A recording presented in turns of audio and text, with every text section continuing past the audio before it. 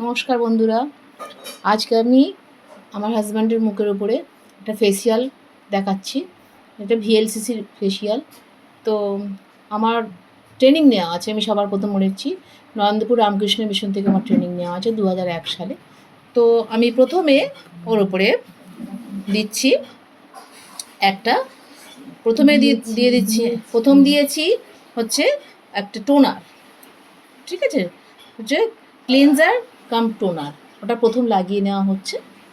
তারপরে ওটা হালকা হাতে লাগিয়ে নিতে হয়। হালকা হাতে লাগানোর পর তারপরে এবারে 2 নম্বর স্টেপে আমি ওকে একটা স্কার্ফ দিয়ে একটা ওর মুখটাকে হালকা হাতে পরিষ্কার করে দিয়েছি।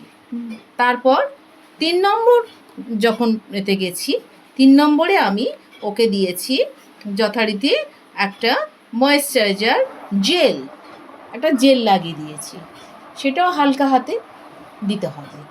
তারপরে 4 নম্বরে গিয়ে আমি ওকে যেটা হচ্ছে জানেন তো পেস্তা ম্যাসাজ, হচ্ছে ক্রিম, পেস্তা ম্যাসাজ ক্রিম, ওটা দিয়ে সুন্দর করে ম্যাসাজ করে দিয়েছি।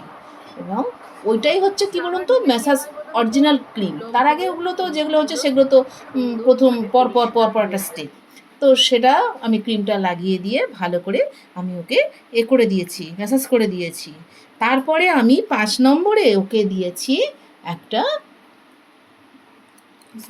ফেস প্যাক লাগিয়ে দিয়েছি। ফেস প্যাক লাগানোর পর 10 থেকে 15 মিনিট সেটা ওয়েট করে থাকতে হয়। তারপরে যথারীতি সেটা একটু টাওয়ালের সাহায্যে মুছিয়ে দিয়ে তারপরে হালকা হাতে একটা আমি ময়েশ্চারাইজার জেল তাকে লাগিয়ে দিয়েছি, দিয়ে কমপ্লিট হয়ে গেছে। এবং সেক্ষেত্রে জিনিসটা কী হলো কি পরপর এরকম স্টেপ বাই স্টেপ, হ্যাঁ, 6খানা স্টেপ আছে, এই মানে 6 রকমের ক্রিম আছে, সেগুলো পরপর লাগাতে হয়। এবং এই ক্ষেত্রে একটা কথা বলার আছে, ম্যাসাজ ক্রিম এই ফেসিয়াল করতে গেলে কখনো অনভিজ্ঞ কারোর সাহায্যে নিয়ে ফেসিয়াল করা উচিত না। তার কারণ হচ্ছে ফেসিয়ালে 24টা স্ট্রোক আছে, সেই 24টা স্ট্রোক কিন্তু ব্যবহার করতে হয়। তার কারণ হচ্ছে যদি এই 24টা স্ট্রোক যার জানা নেই সে যদি ফেসিয়াল করে, তাহলে হয় কি আমাদের যে কোষগুলো রয়েছে এবং আমাদের যে স্কিনের উপরে এর একটা এফেক্ট করতে পারে।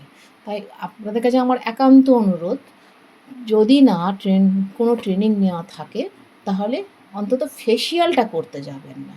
তো কেন বলুন তো, ফেসিয়াল করতে গেলে আবার বলছি কিন্তু যে অবশ্যই স্ট্রোকগুলো জানার প্রয়োজন আছে, নচেত কিন্তু বিপরীত কাজ দেবে। তো সেক্ষেত্রে এটা মাথায় রাখবেন আপনারা। আর আমাকে জানাবেন কেমন লাগলো আপনাদের। আর যদি বিউটির সম্পর্কে কিছু জানতে চান তাহলে আমার কাছে লিখে পাঠাবেন। আমি যতটুকু জানি এবং রামকৃষ্ণ মিশন থেকে আমরা যতটুকু ট্রেনিং পেয়েছি, হ্যাঁ, তো সেটা আমি নিশ্চয়ই উপকার করার জন্য এগিয়ে আসবো। হ্যাঁ, তো আর একটা কথা যেটা আপনাদের বলার, ফেসিয়াল করতে গিয়ে গায়ের জোর দেখানো অবশ্যই উচিত না। সবসময় হালকা হাতে রাব করতে হয়, কেন স্ট্রোকটাই প্রধান, কিন্তু জোর জুলুমটা না, ঠিক আছে, আস্তে আস্তে করতে হয়।